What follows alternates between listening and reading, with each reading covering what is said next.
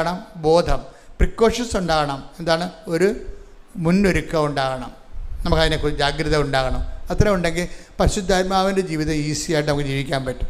അപ്പം നീ നടക്കേണ്ട വഴി ഇപ്പം ഇങ്ങനെ വരുമ്പോൾ ഈ ഡെയിലി പ്രാർത്ഥനാ ജീവിതത്തിനകത്ത് മങ്ങലേൽപ്പിച്ചു കഴിഞ്ഞാൽ പരിശുദ്ധാത്മാവ് വർക്ക് ചെയ്യാൻ കുറവ്. ഇപ്പം നമ്മൾ പരിശുദ്ധാത്മാവ് എങ്ങനെയാണ് വർക്ക് ചെയ്യണമെന്ന് വെച്ച് കഴിഞ്ഞാൽ,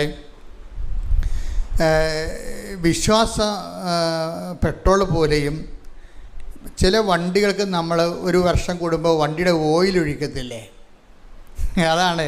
അതുപോലെ തന്നെ പരിശുദ്ധാത്മാവിൻ്റെ പ്രവർത്തനം എന്ന് പറയണത്. ഓയിൽ ഒഴിക്കുമ്പോഴാണ് എൻജിൻ സ്മൂത്തായിട്ട് റൺ ചെയ്യത്തുള്ളത്.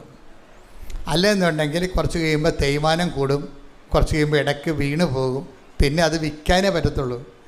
എൻ്റെ ചിലപ്പോൾ പറയും, നമ്മൾ പാർട്സിന് വേണ്ടി ചെല്ലുമ്പോൾ പറയും, അയ്യോ ഇത് ഇപ്പം കമ്പനി ഈ പാർട്സ് ഇറക്കണില്ലെന്ന് പറയും.